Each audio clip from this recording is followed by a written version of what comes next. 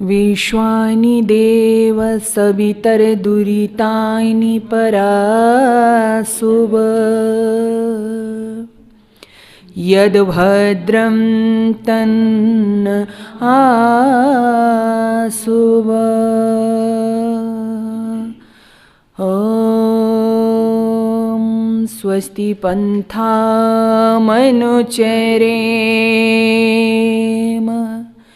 सूर्याचन्द्रमसाविव पुनर्दधताग्नता जानता संगमे मही। ॐ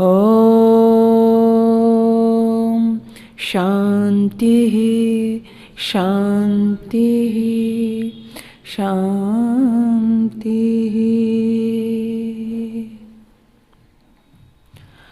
बहुत ही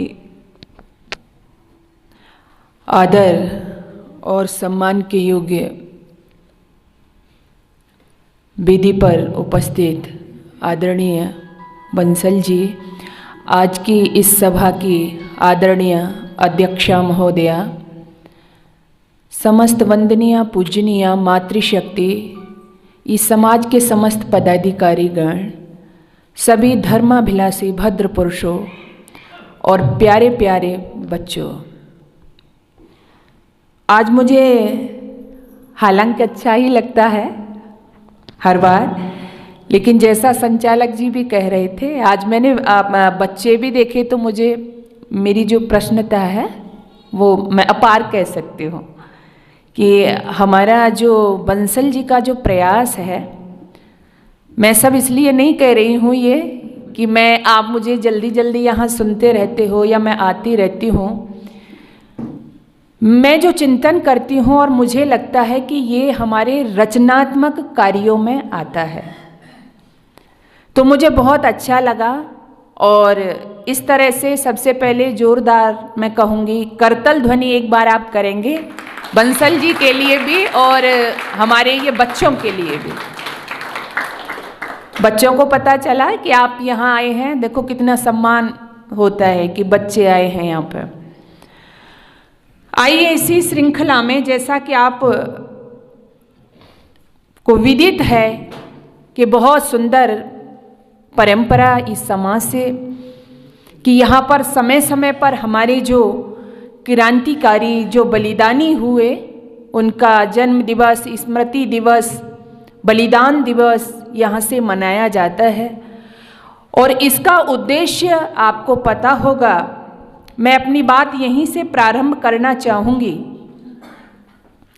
शास्त्रों के अंदर दो शब्द आते हैं, एक कृतज्ञ और दूसरा कृतज्ञ।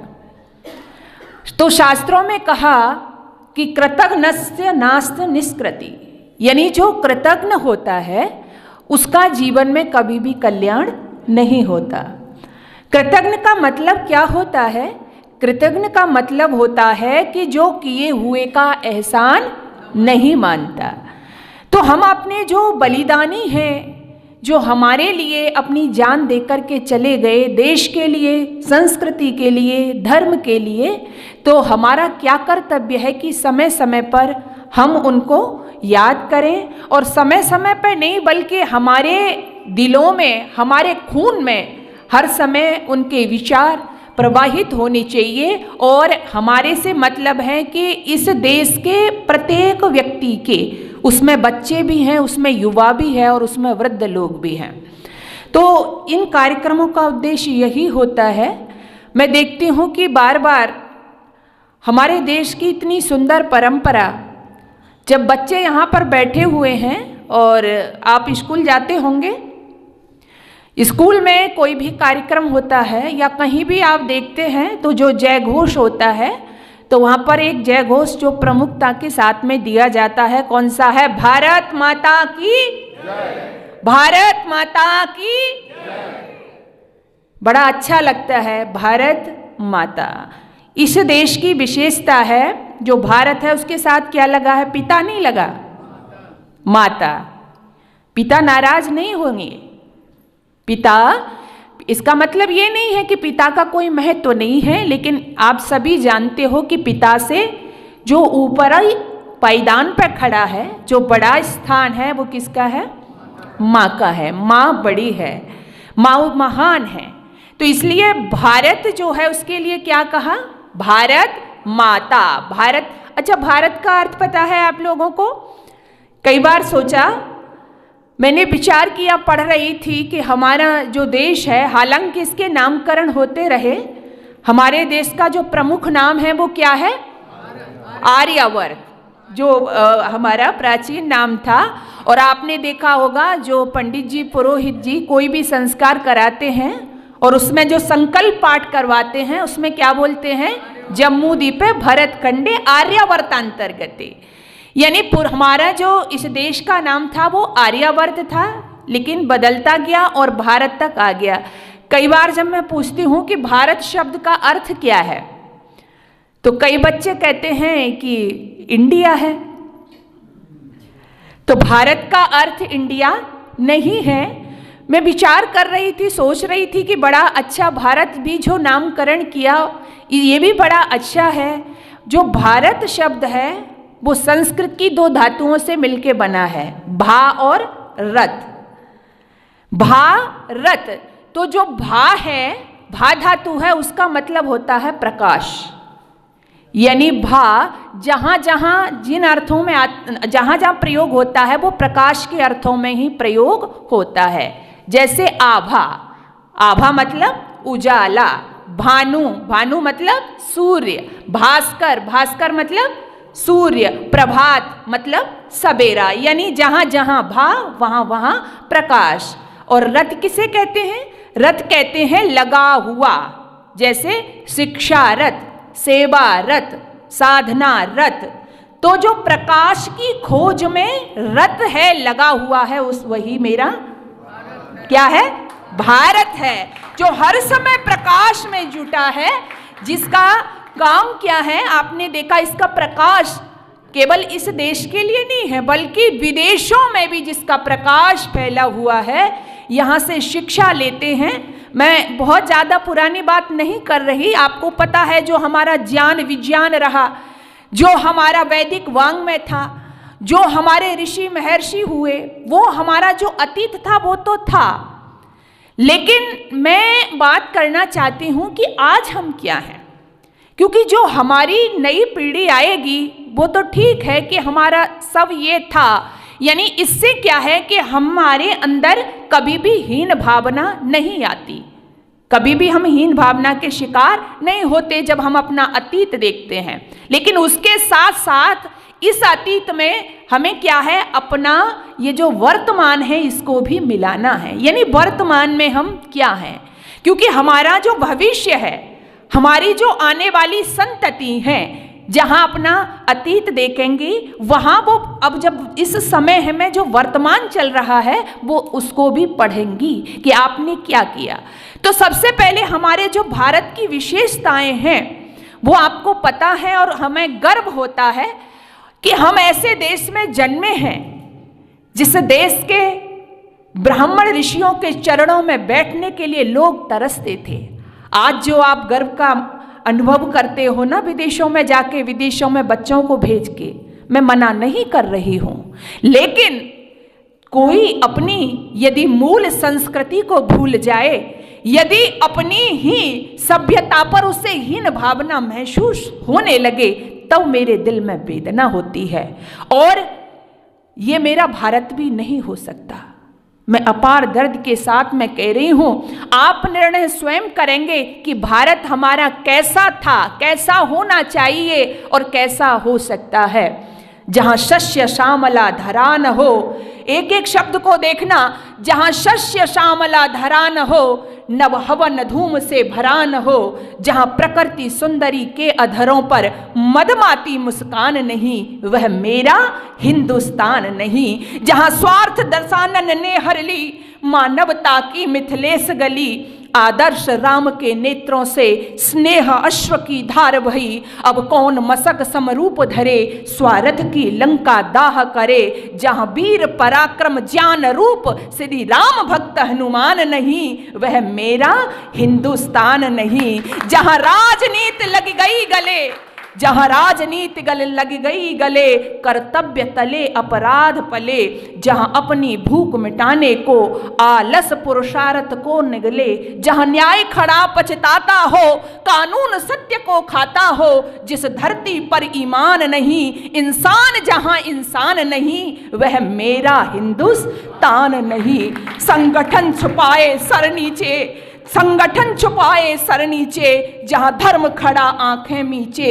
निज शुभ्र संस्कृति की साड़ी, शासन दुशासन बन खींचे। जहां वासनाओं का नर्तन हो, नित नया वेश परिवर्तन हो। जहां समुचित सभ्यता के तन पर मानवता के परिधान नहीं, वह मेरा हिंदुस्तान नहीं, वह मेरा हिंदुस्तान नहीं। मेरा हिंदुस्तान वो नहीं हो सकता। मेरा हिंदुस्तान कैसा हिंदुस्तान? यदि मैं उसकी प्रशंसा करूं या आप उसकी प्रशंसा करें या देश में रहने वाला कोई प्रशंसा करे तो चलता है जी। अपना देश बुरा हो भला हो सबको अच्छा लगता है ना। लेकिन जिस देश की विदेशी लोगों ने भी प्रशंसा की हो, कौन से विदेशी लोग? एक दो उदाहरण नहीं, अनेक उदाहरण भरे हुए हैं। लेकिन जब मैं आज की युवा पीढ़ी को हीन भावना से शिकार होता हुआ देखती हूं तो मुझे स्मरण आता है। कौन सा स्मरण? अल-बरूनी का नाम शायद आपने पढ़ा हो। अल-बरूनी महमूद गजनवी के समय में इस देश में आया था, बड़ा विद्वान था। जब इस देश में आया उसने एक पुस्तक लिखी और वो पुस्तक में वो हमारे देश के लोगों का जिक्र करता है, हिंदुओं का जिक्र करता है। और वो कहता है कि हमारे, उस पुस्तक में लिखता है कि हमारे से ये जो हिंदू लोग हैं या भारतवर्ष के लोग हैं वो 3 तरह से अलग हैं। ध्यान देना मेरी बात पर। कौन लिखता है? अल-बरूनी। वो कहता है ये 3 तरह से हमारे से अलग हैं। वो 3 बात वो कौन सी कहता है? वो कहता है कि एक पहली कि इनको अपने ज्ञान विज्ञान पर बहुत बड़ा अभिमान है। इनको अपने ज्ञान विज्ञान पर बहुत बड़ा अभिमान है। दूसरा कहता है कि ये सत्यवादी होते हैं। एक एक पॉइंट समझना, क्या लिखता है वो? कि ये सत्यवादी होते हैं। और तीसरा वो कहता है कि ये मृत्यु से नहीं डरते हैं। जरा विचार करो, 3 ये जो पॉइंट दिए इसमें कितनी क्या सच्चाई है कि इनको अपने ज्ञान विज्ञान पर बड़ा घमंड है, अभिमान है। कौन लिख रहा है? एक विदेशी विद्वान, पार्शियन विद्वान था वो। ज्ञान विज्ञान पर इनको अभिमान है, क्योंकि जिसको अपनी वैदिक वांग में पे अभिमान नहीं होगा तो किस पे अभिमान करोगे आप? अभिमान करने वाली चीज आपके पास ही है। हालांकि मैं वो अभिमान की बात नहीं कह रही हूं। एक होता है अभिमान, दूसरा होता है स्वाभिमान।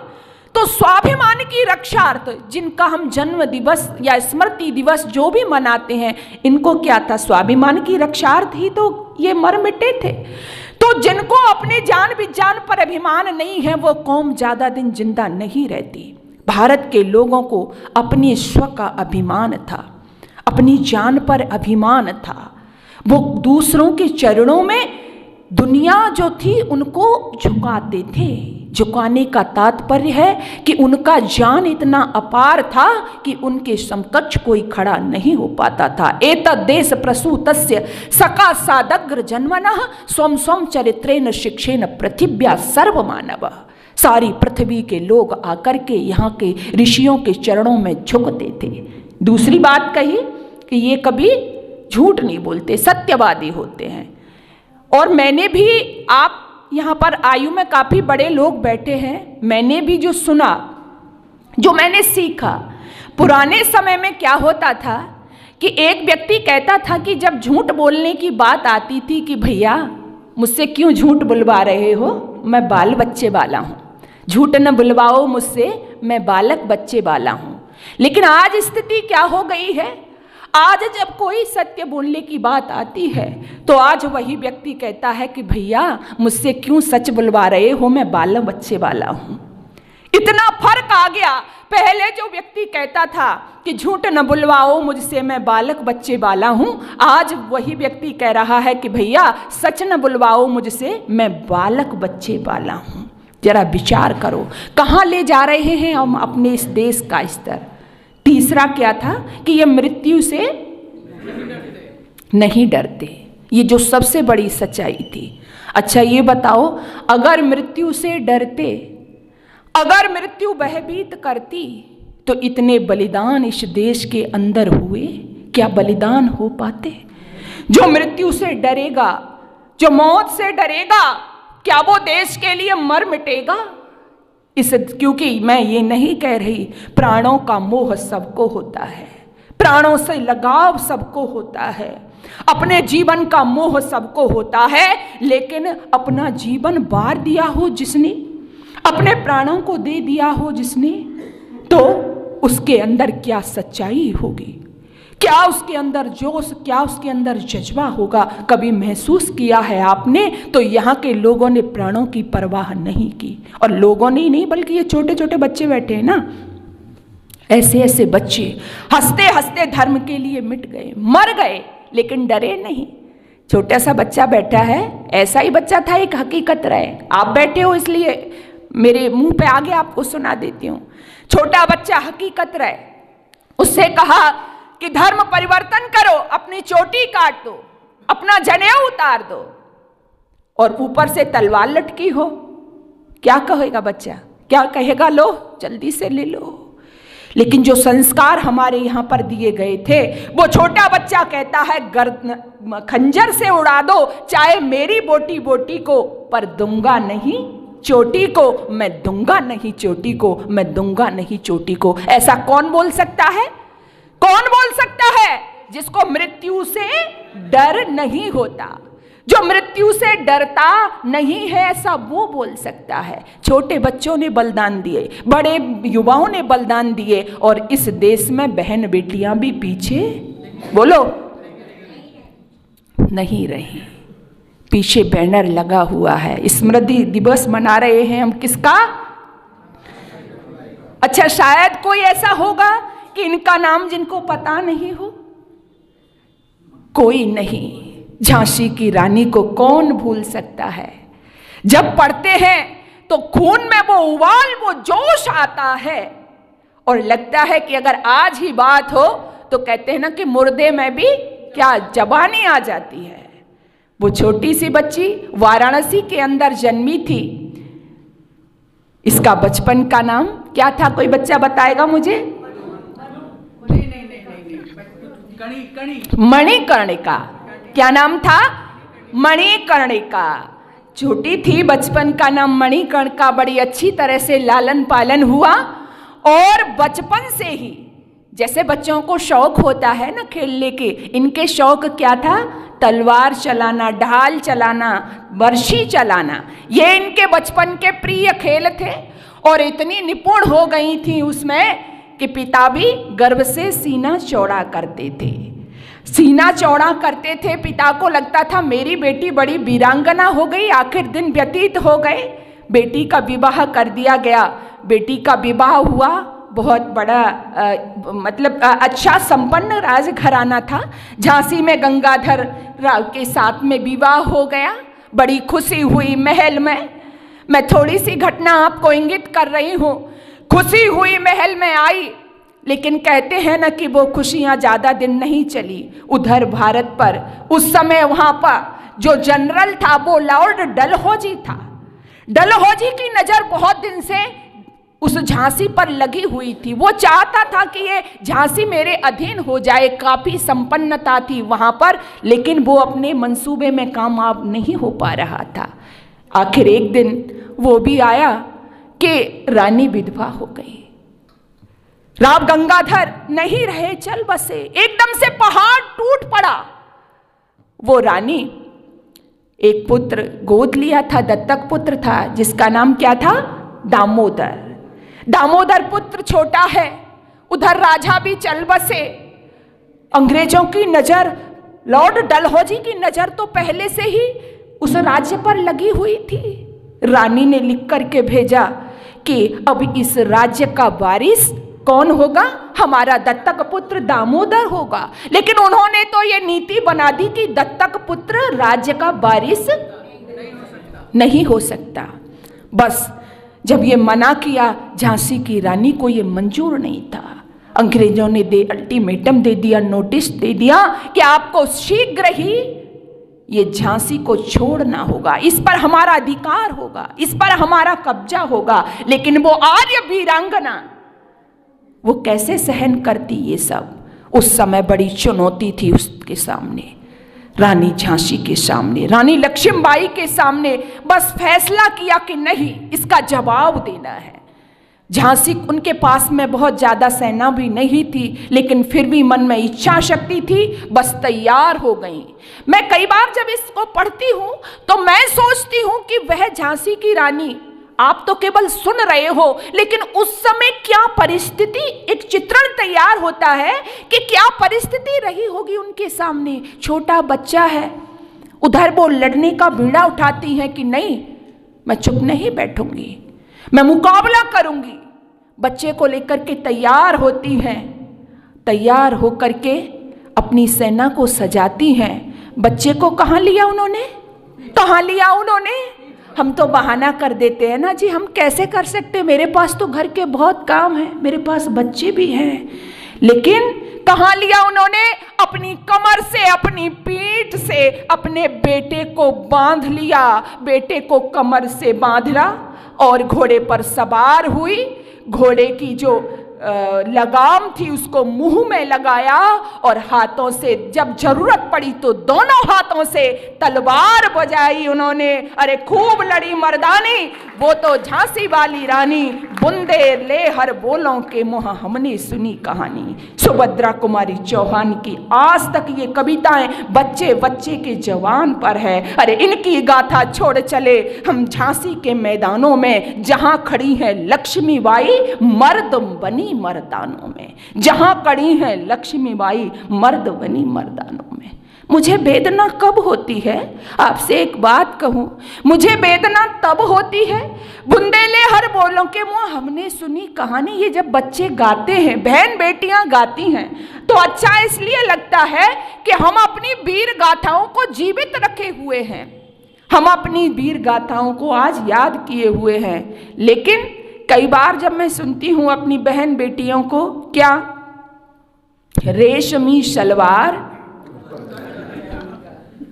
याद है ना आपको? रेशमी सलवार कुर्ता जाली का, शायद बंसल जी को याद है, मेरे को आगे वाली याद नहीं थी। तो रेशमी इसको जब मैं भी इसको मैंने कहीं इसको सुना तो कई बार मन में विचार आया, फिर मुझे शीघ्र इस देश की बेटियां रेशमी सलवार कुर्ता जाली का। लेकिन जो हमारे मेरे लिए बहुत प्रेरणा के रूप में मैं रानी लक्ष्मीबाई को पढ़ती हूँ, जब भी एक नई ऊर्जा, एक सोच मुझे उनको पढ़ के और बहुत कुछ काम करने की प्रेरणा उनसे मैं सीख पाती हूँ कि बेटे को कमर में बांध के और इतनी विपरीत परिस्थितियों में जो उनसे हुआ उन्होंने देश के लिए किया। लेकिन वो क्या था, कैसा बाना बनाया उन्होंने? रेशमी सलवार का था क्या? कैसा उनका बाना था जब वो चंडी बन करके इस राष्ट्र के लिए अपनी आहुति देने के लिए निकल पड़ी थी। अरे न रेशमी सलवार न कुर्ता जाली का था केसरिया बाना झांसी वाली का, था केसरिया बाना झांसी वाली का। घोड़े पे चढ़ी मर्दानी कर में तलवार सुहानी, बन गई वीर सेनानी रूप धर काली का। रानी का दलता थोड़ा फिर भी नहीं मुखड़ा मोड़ा, इस ओर अधिक ते गोरा थक चुका बहुत था घोड़ा आर्य बलशाली का। रानी की देख लड़ाई देते अंग्रेज दुहाई, जो इतनी मात्रा में थे, रानी की देख लड़ाई देते अंग्रेज दुहाई। भग चलो यहां से भाई अब मौत हमारी आई, बार दुनाली का था केसरिया बाना झांसी वाली का, था केसरिया बाना झांसी वाली का। बेटालिया बांध कमर में लड़ती बेफिक्र समर में, कोई परवाह नहीं, बेटालिया बांध कमर में, लड़ती बेफिक्र समर में, मुड़ जाता अश्व जिधर को, घबराता टोल उधर में। आर्य बलशाली का था केसरिया बाना, झांसी बाली का। अंतिम समय आया, लोहा लेती रही, लड़ती रही, लड़ती रही, लेकिन जब उनको पता चला कि एक जो गौरा था उसने आकर के जब बार कर दिया और वह बार उनके सर पे लगा, वो समझ गई कि अब स्थिति प्रतिकूल है। तो वो चाहती थी कि कहीं सुरक्षित स्थान पर इस दामोदर को हवाले किया जाए अपने सैनिकों के, क्योंकि अब यहाँ पे जो परिस्थितियां हैं वो प्रतिकूल हैं।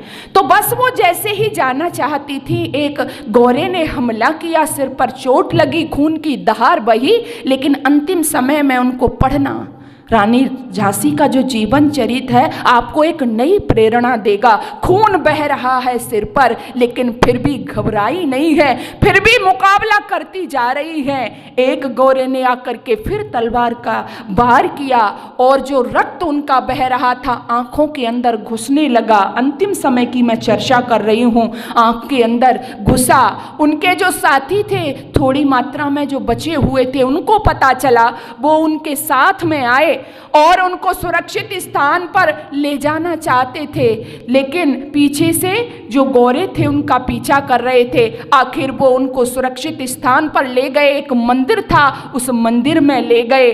वो जो खून बह रहा था रानी की आंखों में आया, धीरे धीरे दिखना उनको बंद हो गया, नहीं दिखाई देने लगा। लेकिन अंतिम शब्द उनके ये थे कि मेरे पुत्र दामोदर और इस देश की, झांसी की तुम रक्षा करना। इतना कहते कहते वो वीर गति को प्राप्त हो गई, सदा से चली गई वो भारत की बेटी, वो वीरांगना बेटी। लेकिन आज भी वो मरी नहीं है, वो इतिहास के पन्नों में अमर हो गई है। क्यों? क्योंकि होना होता है जिनको अमर, ध्यान देना, होना होता है जिनको अमर, वो लोग तो मरते ही आए। होना होता है जिनको अमर, वो लोग तो मरते ही आए। औरों के लिए जीवन अपना बलिदान वो करते ही आए। जिसने दिए धरती को बादल, वो सागर कभी न रीता है। क्या मार सकेगी मौत उसे, औरों के लिए जो जीता है। क्या मार सकेगी मौत उसे। ऐसे ही नहीं लिखा था अल-बरूनी ने, तब कहा था कि ये देश के लोग, ये जो हिंदू लोग हैं, ये मृत्यु से नहीं डरते हैं, मृत्यु से डरना इनको नहीं आता है। ऐसे ही नहीं लिखा, यहाँ बलिदानों को देख करके कांप उठे थे ये लोग। आज एक और बलिदान दिवस है। किसका बलिदान दिवस है आज, बताइए? बोलो बच्चों, बोलो। गुरु तेग बहादुर का बलिदान दिवस भी है आज। कैसे भूल सकते हैं हम उनको भी। उनका बलिदान क्यों हुआ इस देश के लिए, उनका बलिदान इस देश के लिए हुआ। लेकिन जब आप पढ़ोगे, आप यहाँ सुरक्षित बैठे हो ना, ये बड़ी मुश्किल से हमें नसीब हुआ है। उनका बलिदान इस देश के लिए हुआ। तो आप पढ़ोगे, कश्मीरी जो पंडित थे उनको जबरदस्ती इस्लाम में कन्वर्ट किया जा रहा था, उनके जनेऊ उतारे जा रहे थे, उनका तिलक हटाया जा रहा था, उनकी चोटियां काटी जा रही थी।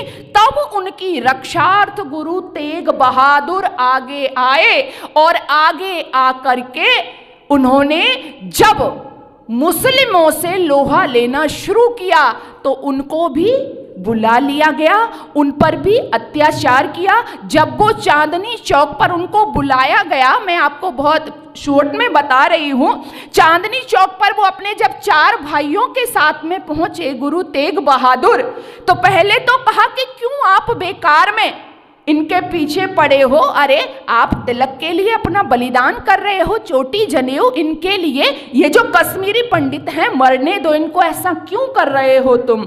गुरु तेग बहादुर ने कहा कि नहीं, और कहा तुम भी इस्लाम कबूल कर लो, आराम से जीवन जियो। औरंगजेब ने ऑफर दिया था उनको भी, लेकिन वो ऑफर शायद इस देश की मिट्टी में जन्मे वीर और वीरांगनाओं को स्वीकार नहीं होते। उन तेग बहादुर ने कहा था कि चाहे आप मुझे, मेरे परिवार को जो भी यातनाएं देनी है दो, लेकिन मैं इस्लाम नहीं कबूल कर सकता।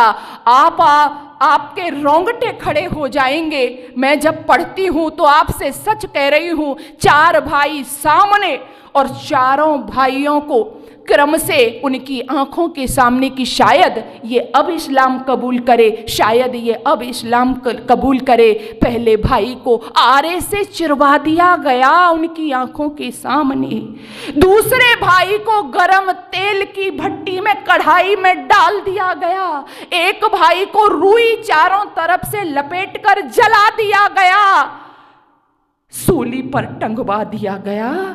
और अंत में जब उन्होंने इस्लाम कबूल नहीं किया, इस्लाम स्वीकार नहीं किया, तो सरेआम चांदनी चौक पर, पता है ना आपको, चांदनी चौक पर शीश काट करके उनकी हत्या कर दी गई। आज भी जो शीश महल गुरुद्वारा बना हुआ है उनकी स्मृति में बना हुआ है। हृदय में अपार वेदना होती है। इतनी यातनाएं सही हैं हमारे पूर्वजों ने। जब जब हम पर संकट आए इस पगड़ी ने बलिदान दिया। अरे जब जब हम पर संकट आए इस पगड़ी ने बलिदान दिया। वीरों ने मस्तक चढ़ा दिए, अपने प्राणों का दान किया। कितने आरे से चिरवाए, कितने रूई से जलवाए, कुछ सूली ऊपर टांग दिए, कुछ सूली ऊपर टांग दिए, कुछ दीवारों में चिनवाए। वो गर्म तवा पर चढ़े किंतु, वो गर्म तवा पर चढ़े किंतु निज सत्य पंथ से डिगे नहीं। पुरजा कट गए किंतु मुगलों के आगे झुके नहीं। पुरजा कट गए किंतु मुगलों के आगे झुके नहीं। दासता स्वीकार नहीं की। यातनाएं सही तुम्हारे पूर्वजों ने, यहाँ पर बच्चे बैठे हैं तुम्हारे लिए, धर्म के लिए, संस्कृति के लिए, लेकिन हम क्या सीख पाए? हमने क्या प्रेरणा ली उनसे? विचारणीय प्रश्न ये है, हमने क्या सीखा? हम आज क्या कर रहे हैं? हमारी स्थिति तो उस शराबी की तरह हो गई है जो थोड़ा संभलता है फिर गिर जाता है, संभलता है फिर गिर जाता है, संभलता है फिर गिर जाता है। राम आए हमको जगाने, हम जगे लेकिन फिर सो गए। कृष्ण आए हमको जगाने, हम जगे फिर सो गए। बुद्ध आए, महावीर आए, ऋषि दयानंद आए, कितने लोग हमको जगाने आए, लेकिन हम जगते हैं फिर सो जाते हैं, हम जगते हैं फिर सो जाते हैं। ये हमारी स्थिति आज हो गई है। जरा विचार करो। आपने कभी सोचा है इस देश के अंदर क्या हो रहा है? आप तो अपने व्यापार में बहुत मस्त हो ना, मैं मना नहीं करती, सब आवश्यक है, लेकिन कभी कभी एकांत के क्षणों में बैठ करके सोचिएगा भी। एशिया का सबसे बड़ा चर्च जालंधर की पवित्र भूमि पर बन गया है। एशिया का सबसे बड़ा मदरसा उत्तर प्रदेश के सहारनपुर जिले के देवबंद में है। पता है ना आपको? आपके देश के अंदर ही हो रहा है ना ये सब। और उसमें जो बच्चे शिक्षा ले रहे हैं, उस मदरसे में किसकी शिक्षा ले रहे हैं? किसकी शिक्षा ले रहे हैं? और आपके बच्चे गुरुकुल में नहीं जाएंगे? नहीं भेजोगे? क्यों नहीं भेजोगे? डॉक्टर बनाना है, इंजीनियर बनाना है, वकील बनाना है, ठीक है, जरूरी है, बनेंगे, लेकिन विद्वान कौन बनेगा? वेदों का विद्वान कौन बनेगा जो वेदों की, शास्त्रों की, दर्शन की, धर्म ग्रंथ की रक्षा करेगा? आगे आने वाले समय में यदि हमला हुआ, आपके सनातन को तोड़ा जाएगा, आपके धर्म ग्रंथों में फिर मिलावट की जाएगी, कौन जवाब देने के लिए तैयार होगा? क्योंकि आपके बच्चे तो संस्कृत पढ़ते नहीं हैं, आपके बच्चे तो गुरुकुल में भेजने के लिए तैयार नहीं हो ना आप। हाँ, एक का बात बहुत कर रहे हो, अपार वेदना के साथ मैं बोल रही हूं। मैं, आप जितने भी लोग हैं यहाँ पर संख्या में बैठे हुए हैं, एक बात मैं आपसे कहना चाहती हूँ। आज हम क्या कर रहे हैं? मैंने देखा अपने बच्चों को, अपार वेदना होती है। काले गंडे ताबीज किससे पढ़वा करके? मौलवियों से पढ़वा करके। काले गंडे ताबीज डोरे, या हमारी संस्कृति नहीं है बहनों। सज्जनों, हमारी संस्कृति नहीं है। हमारी संस्कृति में मैंने कहा ना, यज्ञोपवीत पहनाया जाता था बच्चों को, चोटी रखते थे बच्चे। लेकिन आज तो ये बच्चे नहीं ना, आप लोग कर रहे हो ना, ये काले गोले गंडे पढ़वा करके लाते हो, बच्चों के गले में लटका देते हो, उनको पहना देते हो। कभी बताया कि आपको यज्ञोपवीत पहनना है? कभी बताया कि चोटी रखनी है? और क्या कर रहे हो आप? दरगाहों पर जाकर के मेरी माताएं बहनें सभी लोग, ये जो बावले हुआ जा रहा है कुनबा, क्या करते हैं? मस्तक झुकाते हैं, चादरें चढ़ाते हैं वहां जाकर के। मैं विचार करती हूं, जिस कौम के पास में 33 कोटि देवी देवता, और वो भी कम हो गए अब आपके लिए, उनसे भी तृप्ति नहीं है, और उनकी दरगाहों पे जाकर के चादरें चढ़ाते हैं, वहां पर शीश झुकाते हैं, मन्नतें मांगते हैं। अरे जरा विचार करिए, अपने बुद्धि के तंतु खोलिएगा। जिन मुसलमानों ने, जो गौ भक्षक थे, जो संस्कृति भक्षक थे, जिन्होंने मंदिरों को तोड़ा, जिन्होंने आपके छोटे छोटे बच्चों को आपकी आंखों के सामने काट दिया, जिन्होंने आपकी बहन बेटियों के साथ में अत्याचार किया, वो आपकी मन्नतें पूरा करेंगे? अपार वेदना मेरे दिल में होती है, और वेदना के साथ में मैं कह रही हूं, वो आपकी मन्नतों को पूरा करेंगे। जहां से आप मन्नतें मांग रहे हो, सावधान हो जाइए, वो मन्नतें पूरा नहीं करेंगे। क्यों पूरा नहीं करेंगे? कि उनकी जो कुरान है ना, कुरान उनकी, दावे के साथ मैं कह रही हूं, उनकी जो कुरान है, कुरान की आयत संख्या 29 सूरा तौबा में साफ लिखा है कि ए कुरान पर ईमान न लाने वालों, क्या लिखा है? ए कुरान पर ईमान न लाने वालों, ए अल्लाह ताला को न मानने वालों, ए मोहम्मद साहब को न मानने वालों, क्या होगा? तुम्हारा कत्ल होगा, तुम्हारे सिर काट दिए जाएंगे। कब काट दिए जाएंगे? जब हम बहुसंख्या में होंगे तुम्हारे क्षेत्रों में। कौन कह रहा है इस बात को? कौन कह रहा है? कुरान। जो वो माइक लगा के जब बजता है ना, हम आपको क्या लगता है? हमको लगता है कि जैसे हम अपने मंदिरों में हरे रामा हरे कृष्णा राम राम हरे हरे, यानी हम जो अपने इष्ट की जो उपासना करते हैं, तो ये भी अपने इष्ट की इबादत कर रहे होंगे। लेकिन वो इष्ट की इबादत नहीं कर रहे, वो आपके क्या? आपके सर्वनाश की बात कह रहे हैं, आपके काटने की बात कह रहे हैं। कि यदि आपने मोहम्मद साहब को नहीं माना, यदि आपने कुरान को नहीं माना, यदि आपने इस्लाम को नहीं माना, याद इस पर आप ईमान नहीं लाए, तो आपकी गर्दनें उतार दी जाएंगी। इसलिए वक्त जो है वो जागने का है, वक्त जो है आज संभलने का है। मैं ये सब बात इसलिए कह रही हूं, मैं आपको, बहुत लोग कहते हैं कि भावनाओं को बहुत लोग भड़काने का काम करते हैं। ये भावना भड़काने वाली बात नहीं है, आज ये आपको जागृत होने वाली बात है। अगर अब भी न संभलोगे तो मिट जाओगे दुनिया से, अगर अब भी न संभलोगे तो मिट जाओगे दुनिया से। तुम्हारी दास्तानें भी न होंगी दास्तानों में। बहुत आपने गलती की है, बहुत आप फुटे पिटे हो। लेकिन अभी मैं देख रही थी, पिछले दिनों राम का मंदिर बना इस देश के अंदर। मैं नई चर्चा ही कर रही हूं आपके सामने। राम का मंदिर बना तो खुशी की लहर दौड़ गई। चलो ठीक है, ठीक है, राम का मंदिर बना। कितने साल बाद? 500 साल बाद। आप खुद विचार करना, 500 साल बाद हिंदू बाहुल्य क्षेत्र में एक राम का मंदिर बना करके हम इतना उछल कूद कर रहे हैं, इतना उछल कूद कर रहे हैं। ये ठीक है, राम लला के दर्शन हो गए, मंदिर बन गया भारी है। राम लला के दर्शन हो गए, मंदिर बन गया भारी है। आगे बाबर कोई आया तो बोलो क्या तैयारी है? आगे बाबर कोई आया तो बोलो क्या तैयारी है? प्रश्न तो मैं आपसे ये पूछ रही हूं। ठीक है, मंदिर बन गया, लेकिन फिर जब कोई बाबर आएगा, फिर जब कोई औरंगजेब आएगा, तो क्या तैयारी की है आपने? और हो रहा है ना, आज भी हो रहा है आपके सामने। मैं गलत नहीं बोल रही ना। कश्मीरी पंडितों को तो आपने देखा, अभी आपने देखा हमारे देश के अंदर, बांग्लादेश में क्या हुआ? हमारे देश की बात तो है ही, लेकिन वहां भी आपने देखा क्या हो रहा है। हमारे देश के जो अपने राज्य हैं, जो एक और चला है, पहले लव जिहाद के नाम पे ये सब कुछ हो रहा था और हो रहा है। मैं बहन बेटियों से कहती हूँ, झांसी की रानी को पढ़ाओ अपने बच्चों को।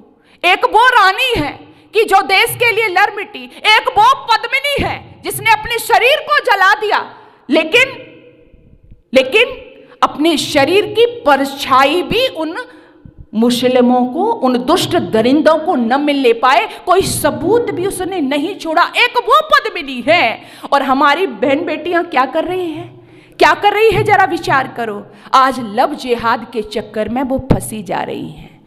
मैं कई बार जब कहती हूँ ना, ये चर्चा करती हूँ, तो बहुत लोग कहते हैं कि हाँ अपनी स्वतंत्रता है, बहन बेटियों की भी स्वतंत्रता है, कुछ भी पहने कैसे भी रहें। और मैं देखती हूँ कि उनकी वेशभूषा, उनका पोशाक, और खासकर जो मैंने देखा, आप थोड़ा सा विचार करेंगे, आज हमारे बहनों का जो पोशाक है उससे दुपट्टा गायब है। कैसे हुआ, क्यों हुआ, ये आप विचार करेंगे ये सब क्या हुआ। लेकिन मैं कहना चाहती हूँ, और ये हम अभिभावक होने के नाते हम उस पर विचार नहीं करते, वो सब हम देख रहे हैं। तो मैं जब कई बार कहती हूँ तो कहते हैं कि अपने पहनने की स्वतंत्रता है, अपने पहनने की अभिव्यक्ति है, बोलने की अभिव्यक्ति है, पहनने की स्वतंत्रता है। लेकिन ठीक है, आजादी है, लेकिन आजादी तो है, लेकिन मुझे कहना तब पड़ता है जब मैं श्रद्धा के 36 टुकड़े हुए देखती हूँ।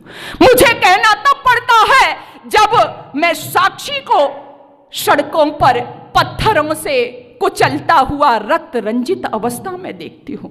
मुझे कहना तब पड़ता है जब मैं अपनी बहन बेटियों को सूटकेस में कटा पिटा हुआ देखती हूँ। खैर, तुम्हारी आज़ादी है, कुछ भी पहनो, लेकिन ये घटनाएं मेरे हृदय को कहीं न कहीं पर झकझोर देती हैं। इसलिए मैं आपसे कहना चाहती हूँ, बहनों, आप कितना भी महंगा दुपट्टा पहनो, बहन बेटियों को समझाओ, आप अपनी पुत्रियों को समझाओ, लेकिन उसके ऊपर यदि 100 रुपये का दुपट्टा नहीं है तो आपकी पोशाक बेकार है। इससे आपकी इज्जत बढ़ेगी, आपकी मर्यादा में आएगी और सनातन धर्म का सम्मान भी होगा। और मैं तो ये कहती हूँ, बहन बेटियों, ठीक है, आज़ादी उनकी है, लेकिन उनसे कहो, अगर फैशन हुआ हावी, अगर फैशन हुआ हावी, याद इस बात को रखो, अगर फैशन हुआ हावी, याद इस बात को रखो, अगर फैशन हुआ हावी, याद इस बात को रखो, सदा मजबूत खुद को आज हर हालात में रखो। आप देख रहे हो ना,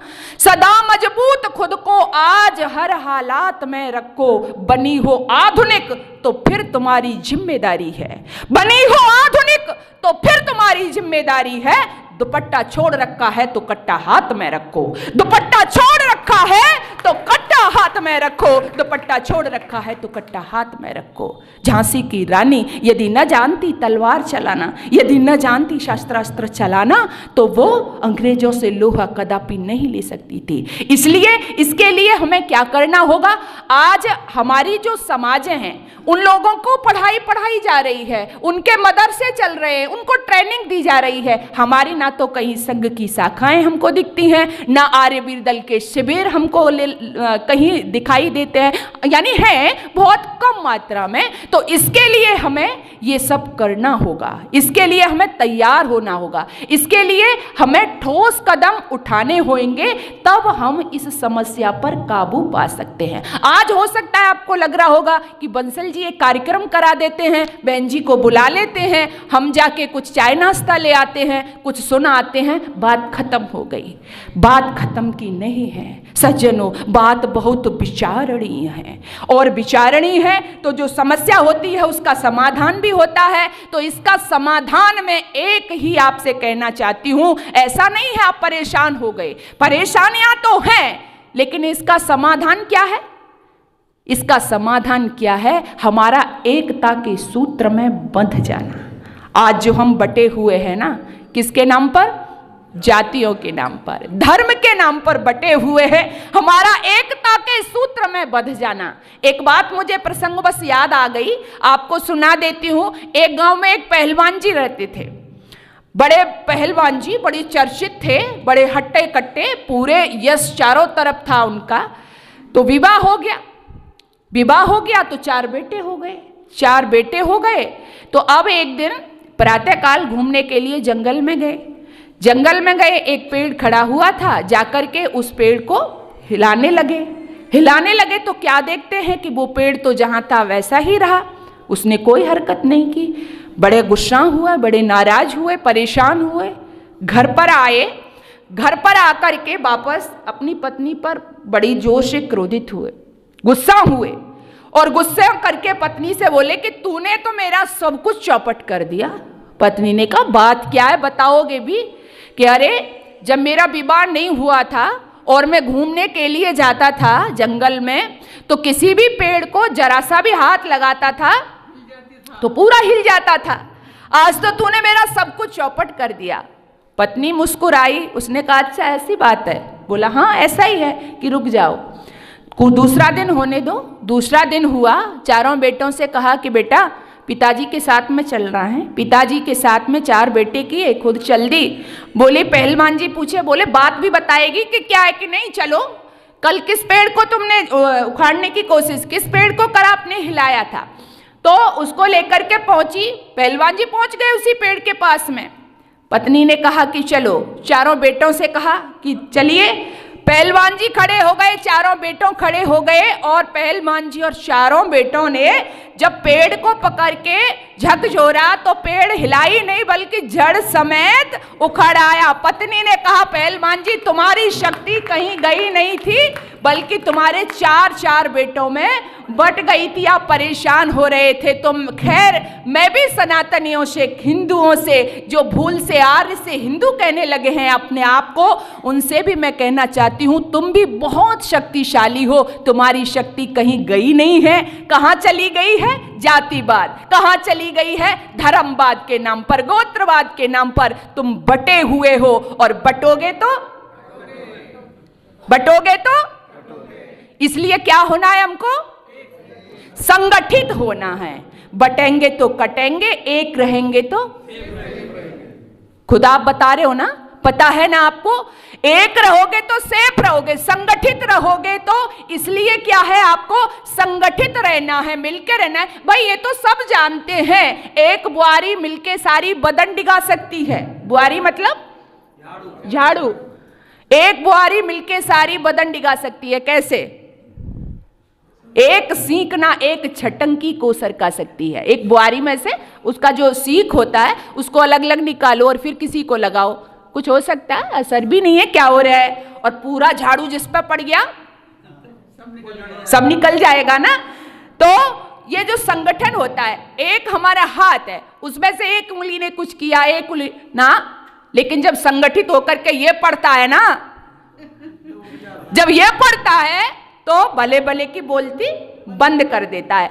इसलिए क्या पता चला कि संगठन में संगच्छध्वम संबद्धध्वम, वेद भी कह रहा है, क्योंकि यहां से बिना वेद के कोई बात नहीं होती। संगच्छध्वम संबद्धध्वम संभो मनांसी जानताम देवा भगम यथा पूर्वे संजानना उपासते। मिलके चले, मिलके रहें, मिलके खाएं, मिलके बोले, तो संगठन में रहना सीखें। और मैं अंतिम अपने व्याख्यान को ले जाती हुई यही कहूंगी कि जो जयचंद होता है, जो गद्दार होता है, जो संगठन में नहीं रहता, उसको इतिहास कभी भी माफ नहीं करता। इतिहास उसका ही बनता है जो अपनी कौम के लिए, अपने धर्म के लिए, संस्कृति के लिए कुछ करके जाते हैं। और मैं एक उदाहरण देकर के अपनी बात को समाप्त करूंगी। आपने देखा होगा, आप जब सिलाई करवाते हो, दर्जी के पास जाते हो, तो वहां की कवि ने एक चित्रण किया है। क्या वजह है कि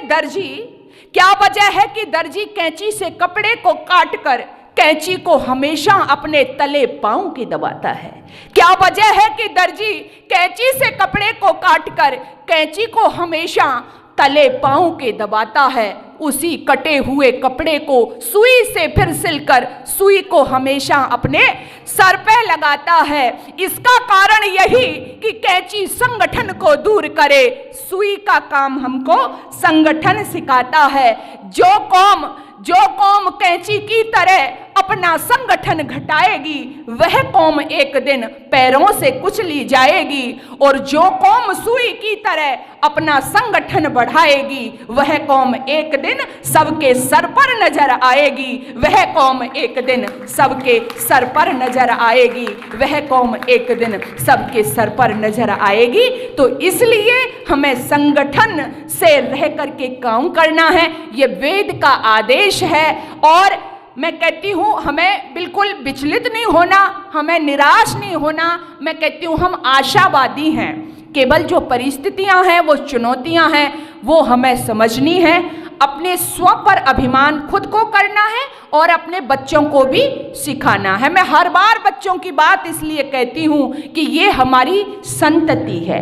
अगर किसी देश में ये देखना चाहते हो कि इसका अतीत क्या था, तो वहां के जो वृद्ध लोग हैं उनसे मिलके, उनको देख करके आप ये पता कर सकते हो।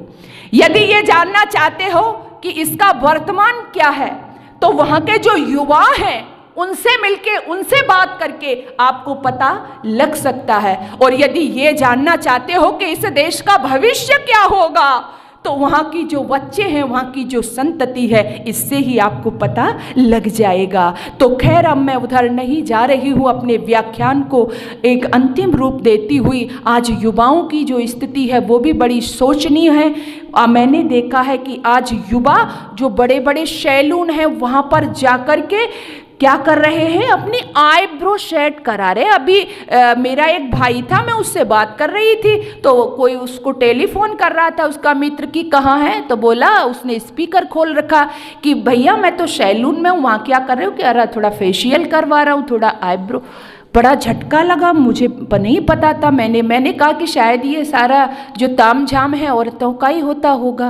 तो जरा विचार करना, मैं अबाक रह गई इस दयानंद के देश में, इस भगत सिंह के देश में, जिस देश का युवा सैलून में बैठ करके फेशियल सेट कराता हो, उस देश की स्थिति क्या होने वाली है। तो इसलिए आइए समय रहते जागिए और अपने बच्चों को अच्छे संस्कारों से युक्त उनको प्रेरणा दीजिए, तो अवश्य ही फिर से हम जो हमारा लक्ष्य है उसमें कामयाब होंगे। लेकिन अगर इसके लिए आप नहीं जागे, नहीं संभले, नहीं चेते, तो फिर पछताने के सिवा कोई चारा नहीं है। तो हो गई है पीर पर्वत सी पिघलनी चाहिए, इस हिमालय से कोई गंगा निकलनी चाहिए। पुरानी पंक्तियां हैं दुष्यंत कुमार की। अरे हो गई है पीर पर्वत सी पिघलनी चाहिए, इस हिमालय से कोई गंगा निकलनी चाहिए। सिर्फ हंगामा खड़ा करना मेरा मकसद नहीं है।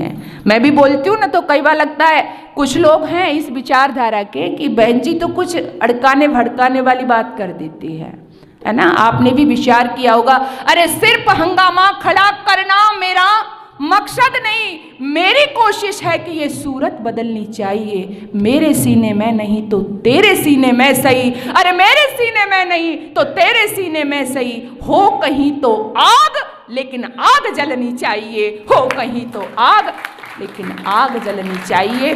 जब वो आग जलेगी देशभक्ति की, तो वासना रूपी कचरा जल करके समाप्त हो जाएगा। अपने बच्चों के, अपने युवा जो अपने भाई बहन हैं, उनके दिलों में देशभक्ति की आग जलाइए। तभी हमारा रानी लक्ष्मीबाई का जो स्मृति दिवस मनाया, या तेग बहादुर का, या लाला लाजपत राय का, या भगत सिंह का, जो भी है वो हमारा मनाना सार्थक होगा। तो पुनः आप सभी के लिए बहुत बहुत धन्यवाद कि आप इतनी अच्छी तरह से आप यहाँ बैठ करके श्रवण करते हो। और साथ ही साथ हमारे बंसल जी तो बहुत अच्छी, मुझे मैंने पहले भी कहा था, बड़ी अच्छी ये परंपरा है, श्रृंखला है कि हम अपने क्रांतिकारियों को याद करें। क्रांति, बहुत से लोग तो ये है कि भाई चलो उन्होंने देश के लिए बलिदान दे दिया, इसमें बड़ी बात कौन सी है। बहुत लोग हैं, खैर आप लोगों की बात नहीं है, मर गए जब मर गए देश के लिए। लेकिन मैंने कहा ना कि उनको याद करना हमारा दायित्व है। जो कौम, जो पीढ़ी अपने महापुरुषों को भूल जाती है, वो दुनिया से मिट जाती है।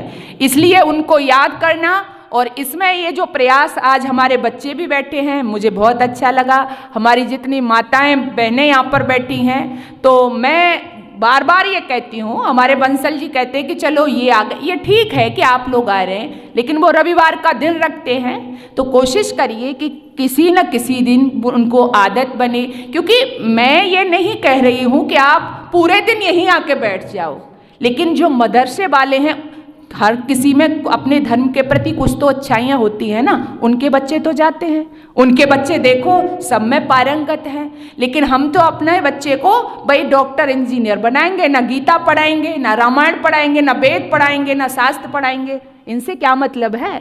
अगर भूल से बच्चा ले भी ले, कहीं मंदिर में चला गया बच्चा, अब वहाँ पे वो चौपाई आदि पढ़ी जाती है, बच्चे को खुशी हुई, घर आके पढ़ने लगा, पिताजी ने आके झटके से उठा के पटक के, इनको पढ़ेगा कि डॉक्टरी करनी है, चल अपना वो पढ़, फिजिक्स पढ़, केमिस्ट्री पढ़। अब गलती बच्चे की थोड़ी है, इसमें विचार करना। मैं आपको हंसाने को नहीं कह रही हूं, इससे तेरी जरूरत नहीं है। रामायण से तुझे अभी क्या काम, गीता से तुझे क्या मतलब है? हम करते हैं ये। बच्चा गीता पढ़ना चाहता, नहीं नहीं, अरे तुझे तो इंजीनियर बनना है ना, अरे तुझे तो डॉक्टर बनना है ना। और वो मदरसे में किस लगन के साथ में आपको ख़त्म करने की योजना बना रहे हैं। तो खैर आइए, सारी समस्याओं का समाधान हमारे ही पास में है। जहाँ से बिगाड़ होता है सुधार भी वहीं से होता है। एक कहावत है ना कि जापे की बिगड़ी जापे में ही सुधर, हमारी तरफ ऐसा बोला जाता है।